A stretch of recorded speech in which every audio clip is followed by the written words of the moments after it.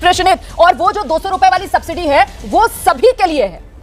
नहीं, आप लोग ढोल बजा सकते हैं 200 रुपए की सब्सिडी का। लानत है ऐसी सरकार पर। कच्चा तेल का दाम $70 प्रति बैरल है, 100 रुपए का पेट्रोल बेच रहे थे। ये सब्सिडी तो बहुत पहले आ जानी चाहिए थी। मैं तो सिर्फ ये पूछना चाहती हूं कि जिस प्रधानमंत्री को 20 करोड़ रोजगार बनाना था, जिसको महंगाई पर मार करनी थी, अरे क्यों पेट्रोल डीजल एलपीजी के दाम इतने ज्यादा है जब औसतन कच्चे तेल का दाम आधा है जो हमारी सरकार के दौरान था? बता पाएंगे? अब ये 200 रुपए का झुंझुना क्यों? क्योंकि बाकी 5 राज्यों में चुनाव होने, जब चुनाव होगा तो पेट्रोल डीजल एलपीजी का दाम नहीं बढ़ेगा, घटा दिया जाएगा। उसके अलावा कोई चिंता नहीं है। प्रधानमंत्री रोजगार मेला लगा रहे, क्यों भैया? जो पदोन्नति, जो चिट्ठी पहले डाकिया लेके घर पे आता था, वो चिट्ठी इस समय प्रधानमंत्री जी बांट रहे हैं। मतलब हमें शर्म आती भी है तो कह नहीं सकते कि प्रधानमंत्री को क्या हो गया। दोस्तों, वन नेशन वन इलेक्शन और गैस सिलेंडर की कीमतों पर हो रही आज की डिबेट में सुप्रिया स्नेत ने गोदी एंकर को अच्छे से सबक सिखा दिया। गोदी एंकर दाम बढ़ने पर तो मुंह पर पट्टी बांध लेते हैं, जैसे ही चुनाव के समय सरकार दाम कम करती है तो ये फौरन प्रचार करने में लग जाते हैं। सुप्रिया ने गोदी एंकर के बाद बीजेपी नेता को भी आड़े हाथ लिया। बीजेपी को धोते हुए सुप्रिया ने पीएम मोदी को नीरज चोपड़ा से भी आगे बताया। दोस्तों, डिबेट बहुत मजेदार है, अंत तक देखिएगा और वीडियो पसंद आए तो एक लाइक जरूर करिएगा। चलिए आपको आगे का वीडियो दिखाते हैं।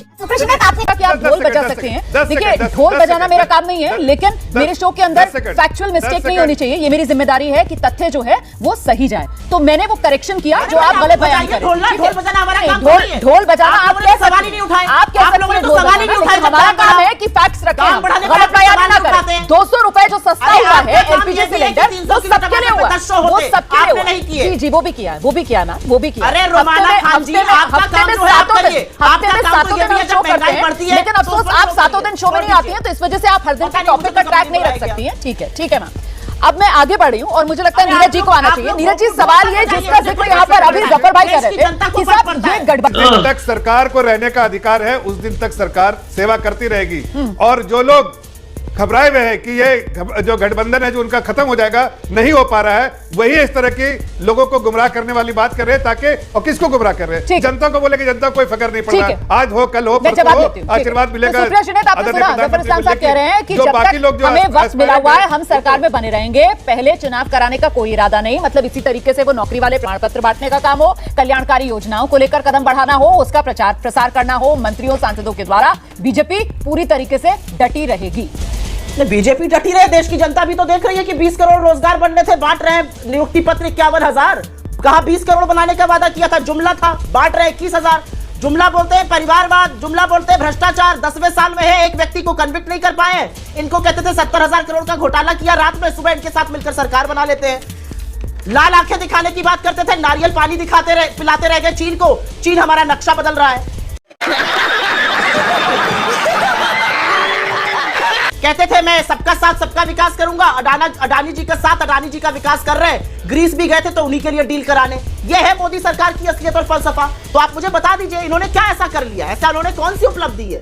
एक बड़ी उपलब्धि बताइए। 23 करोड़ लोगों को गरीबी की सीमा रेखा के नीचे भेजा, 8.5% पे बेरोजगारी है और हर चीज में महंगाई है। आटे दही पर जीएसटी लगाया हुआ है, पढ़ाई पर जीएसटी है, अस्पताल की बेड पर जीएसटी है। लोग उकता चुके हैं, उब चुके हैं आपके जुमलों से।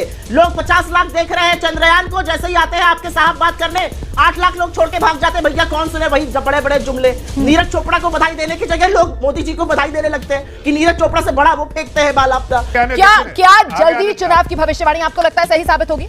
मेरा मत है चुनाव जब भी हो जाए, जनता ने मूड बना लिया है और इन लोगों को अपना झोला और बोरिया बिस्तर लेकर जाना होगा। और जनता ने इसलिए मन बनाया क्योंकि इन्होंने जनता को लगातार मूर्ख बनाने का काम किया। 400 का सिलेंडर पहले 1200 पर पहुंचा दो, फिर 200 रुपए घटा दो, बाजी बाजी बाजी करवाओ। इन्होंने क्या किया? 51,000 नियुक्ति पत्र बांटेंगे, 2 करोड़। जनता सब समझ चुकी है। जनता जानती है कि नफरत क्यों फैलाई जा रही है। जनता जानती है कि हर जगह उन्माद और वैमनस्यता क्यों बढ़ाई जा रही है, जिससे कि ध्यान बटा रहे। जनता जानती है कि बेरोजगार लोगों को क्यों रखा जा रहा है, जिससे कि वही गुप्ती तलवार लेकर आपस में लड़ते रहे और ये अपना जो है उल्लू सीधा करते रहे। जनता सब समझती है, जनता बड़ी समझदार है। 10 साल जनता ने आपको दिए, अपने 10वें साल में आपको याद आया कि जो लूट खसोट 30 लाख करोड़ आपने टैक्सेस के माध्यम से फ्यूल पे लूटा है, आपको 10वें साल में याद आया कम करना, क्योंकि 5 चुनाव सामने। मेरे पास कोई अल्फाज नहीं है, मुझे माफ कर दे आप लोग सारे, मुझे छुट्टी दे दें।